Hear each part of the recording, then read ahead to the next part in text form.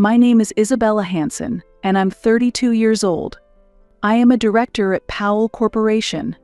I've poured my passion into my work, steadily climbing the career ladder.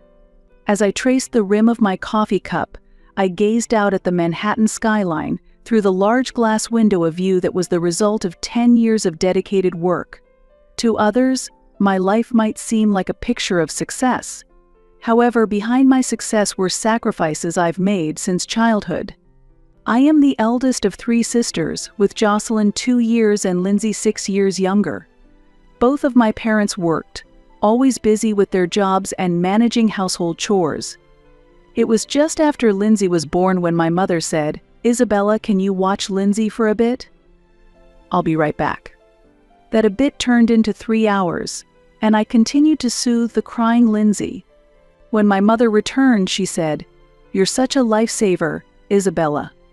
Not many could do what you do." That was the beginning. Soon after, for every small errand like shopping or dining with friends, my mother started leaving my sisters with me. While my friends played outside after school, I was at home taking care of 4-year-old Jocelyn and baby Lindsay. One summer day when I was 12 years old, my parents called to say they would be late from work. With nothing in the fridge, I opened a cookbook and decided to make pasta sauce from scratch. I stood in the kitchen, clumsily chopping tomatoes, crushing garlic, and dicing leftover vegetables. Considering it was my first time cooking, I thought it turned out pretty well. My parents were delighted and said, "Isabella, we'll count on you for dinner from now on." From that day, preparing weekday dinners became my special job, and I started making dinner before doing homework. As I turned down more invitations to play, "Isabella is busy" became synonymous with me. By the time I was 16 years old, I was managing most of the household chores. Mornings involved waking up my sisters, preparing breakfast, and then off to school. Evenings were for shopping and dinner prep. Weekends meant laundry and cleaning. One day, I expressed my desire to audition for the school play. My mother looked puzzled and said, "But the house can't function without you." My father added, "Isabella is so responsible, she would prioritize family over anything else." That night, I quietly cried in my room. Like many other dreams, my acting ambitions were sidelined for the needs of my family. I vividly remember the spring break of my 18th year. For the last spring break of high school, I had planned a trip to Miami Beach with friends. Saving money from a part-time job for 6 months, it was to be my first trip just with friends. My suitcase was packed, and the plane ticket was ready. On the eve of departure, my parents suddenly appeared in the living room. "Isabella, we need to talk," my mother said with a regretful look.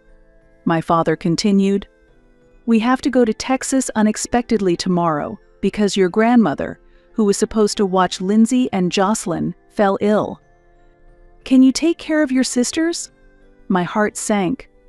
"But I'm supposed to go to Miami tomorrow." "I've been planning this for 6 months." "I know, but it's an emergency," my mother explained. "You're the only one we can rely on." "What about Grandpa?" I asked, feeling hopeful. "He's working," she replied. "But my ticket." "We'll cover the cancellation fee," my father interjected. "We trust you with Jocelyn and Lindsay. They rely on you, and we know you can handle it." Ultimately, my Miami dream was crushed. As I received fun photos and videos from my friends, I spent the weekend looking after 16-year-old Jocelyn and 12-year-old Lindsay. And the weekend my parents were supposed to be away ultimately extended to a whole week. Later, I learned that my parents were actually at a couples retreat.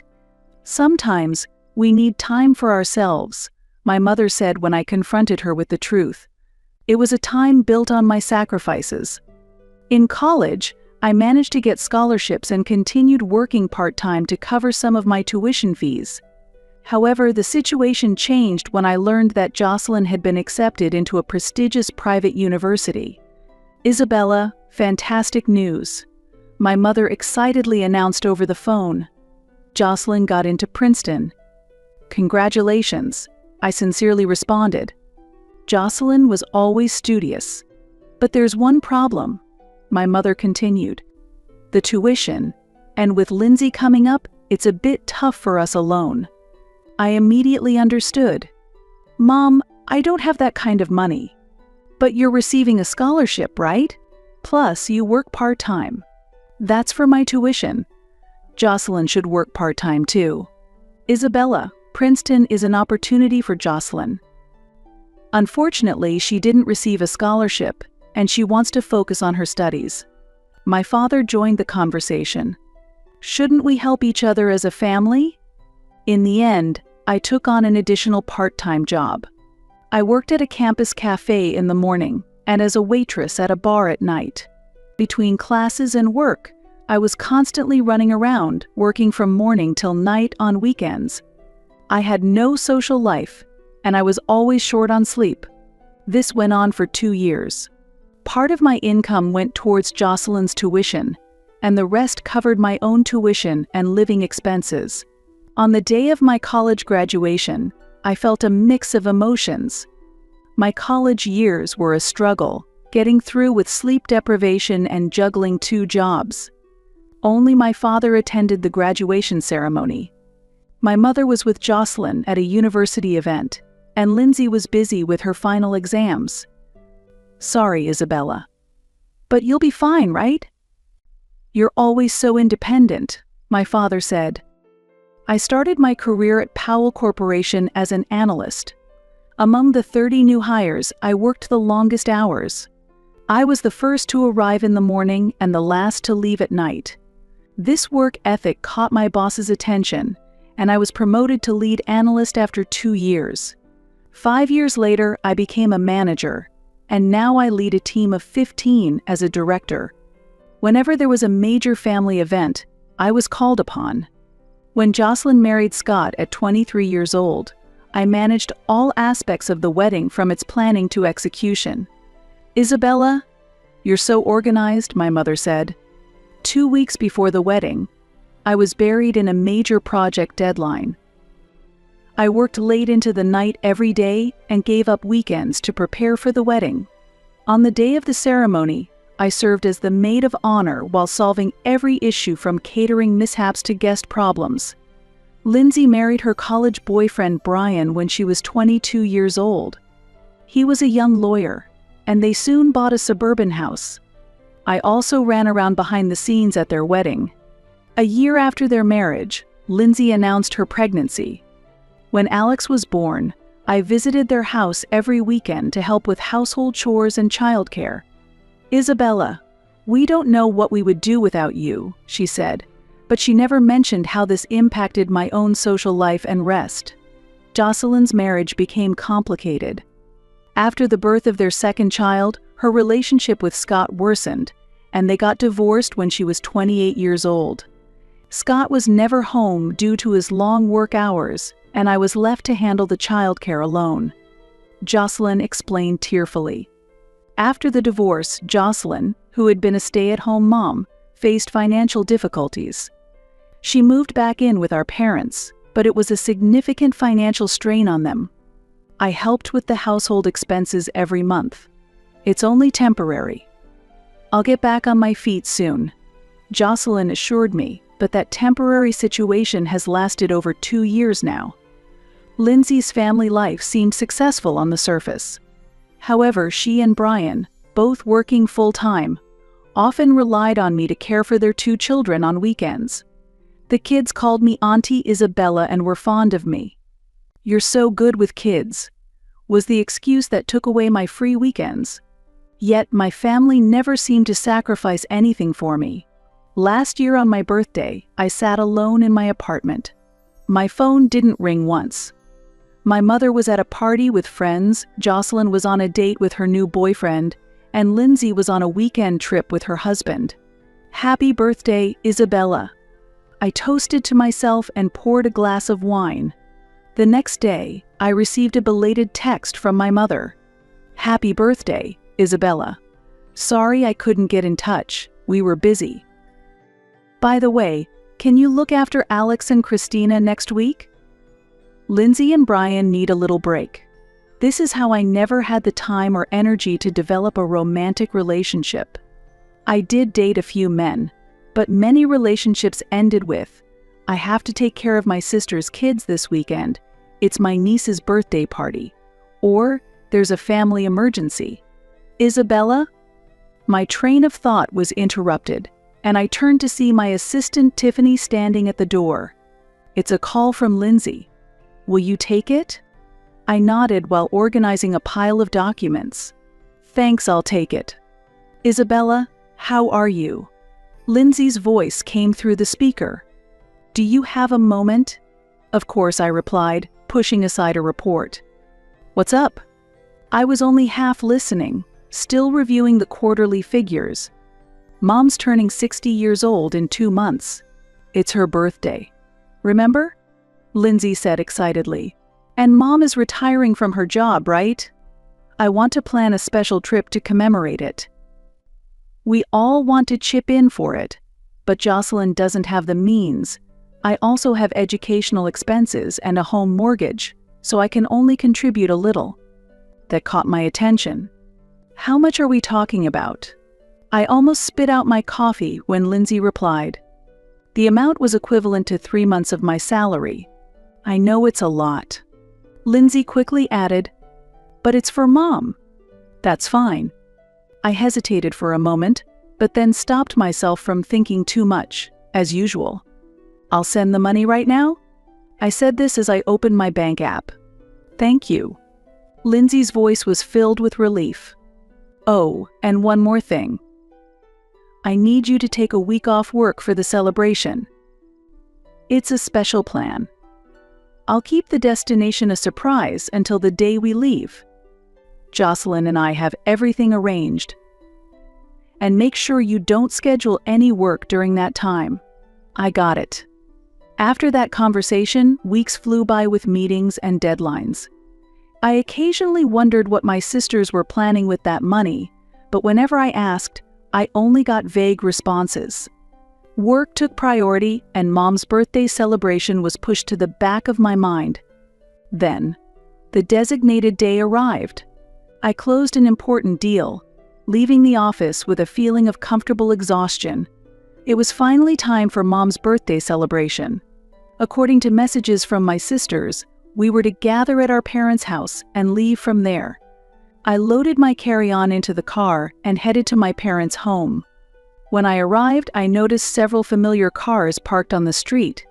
I pressed the doorbell lightly, expecting my dad to open the door as usual, but instead, Jocelyn's 5-year-old son Matt appeared. "Auntie Isabella," he exclaimed joyfully. "Hello, Matt." I smiled, though I was a bit confused. "Where's Mom?" "Everyone went out," he answered nonchalantly. I entered the house and made my way to the living room, where I found 3 kids scattered about. Lindsay's baby Christina was sleeping on a play mat, and her 3-year-old son Alex was playing with blocks. Jocelyn's daughter Hannah was drawing. However, no adults were in sight. "Where did everyone go?" I asked Matt. He shrugged. "I don't know. Grandpa said that Auntie Isabella would be here soon and to stay quiet until then." I hurried to the dining table. There was an envelope there with my name on it. With trembling hands, I opened it and found the following note. "Isabella, we've already left for a week at Sunnyside Resort. This is our adults' only trip.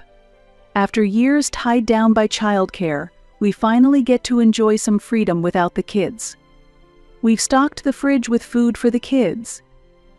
The emergency contact list is on the kitchen counter. Make sure Alex gets his medicine at 4 p.m. Don't worry, we'll take lots of pictures to show you when we get back. Enjoying adult conversations and cocktails. Love, Mom. P.S. Jocelyn checked the resort's babysitting service, but it was fully booked. The kids are comfortable with you, and this was the best way. Don't take it the wrong way. Just do your best for us as usual." There was no other way. I read the note again, in disbelief. They had really left me behind. Without consulting me, without my consent. and with my own money.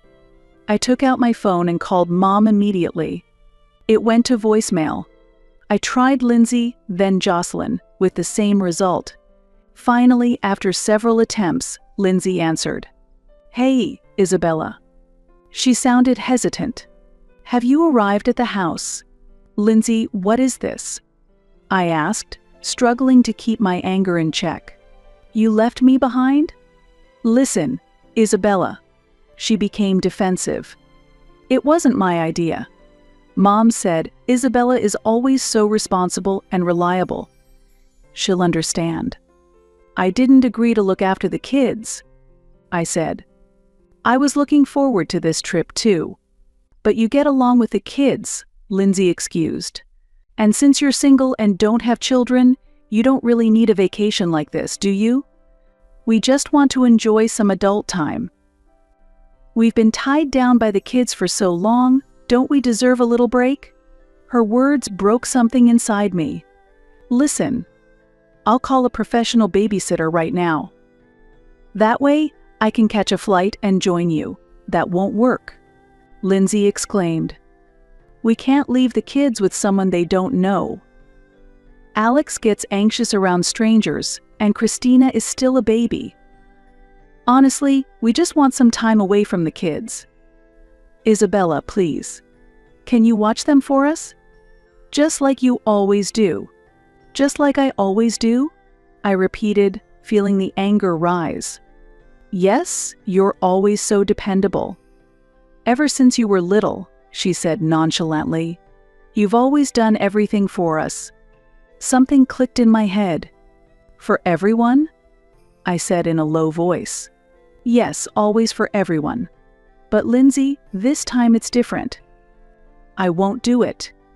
"What do you mean?" Panic tinged Lindsay's voice. "I'm calling a professional," I stated firmly, "for the children's safety."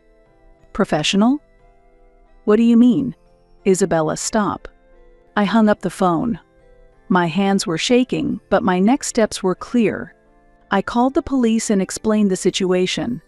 Next, I contacted the National Child Abuse Hotline. They promised immediate action. After that, I sent the same text message to the entire family. The children have been left unsupervised. I have reported this to the police and Child Protective Services. I suggest you come back immediately. Within minutes, my phone began to ring. I ignored it. Instead, I sat down in the living room and began playing with the kids, ensuring they did not feel anxious. About an hour later, a police car arrived at the house. 2 officers entered and began assessing the situation. 30 minutes later, a social worker from Child Protective Services also arrived. I explained everything to them. As the sun began to set, the front door burst open, and my panicked mother rushed in. Behind her were Lindsay, Jocelyn, and the rest of the family. "Isabella," my mother exclaimed. "What have you done?" An officer stepped forward and asked, "Are you the guardian of these children?" My mother, cheeks flushed, replied, "Yes, I'm their grandmother." What happened? The situation of minors being left without proper supervision was discovered by Ms. Johansson, who appropriately reported it to the authorities, the officer stated sternly. "But," my mother faltered, "Isabella was supposed to take care of them," she agreed. "No, Mom," I said quietly. "I didn't hear about it, nor did I agree. You all just assumed." The social worker stepped forward and requested identification from all the adults. They were then asked to accompany the police to the station. After hours of questioning and explanations, the police contacted me to clarify the situation. Meanwhile, I stayed at the house with the children. Ultimately, my parents and sisters were charged with child neglect.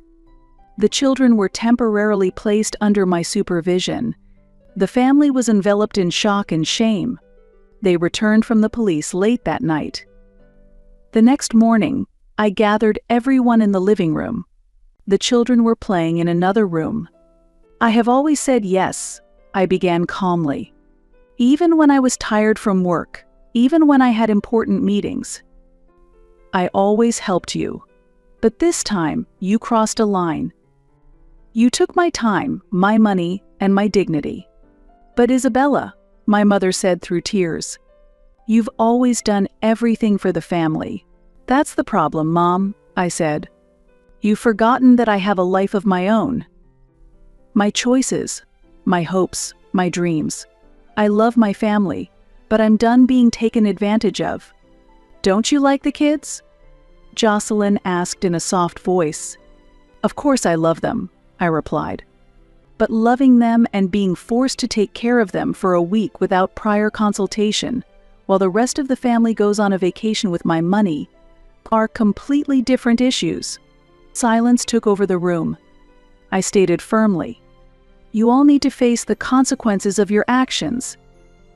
I have sacrificed for you for many years. I've had enough. Isabella, my mother exclaimed in shock. We raised you. Yes, you raised me, I said quietly. I am grateful for that. But that doesn't give you the right to use me indefinitely. From childhood, I was the one who looked after Lindsay and Jocelyn when we got home from school. While they played with friends, I was the one preparing dinner and helping with homework. That's because you were the eldest, my father excused.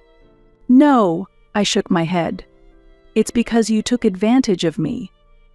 You knew I was responsible and wouldn't say no. But that doesn't mean we're not family, Jocelyn exclaimed. Family?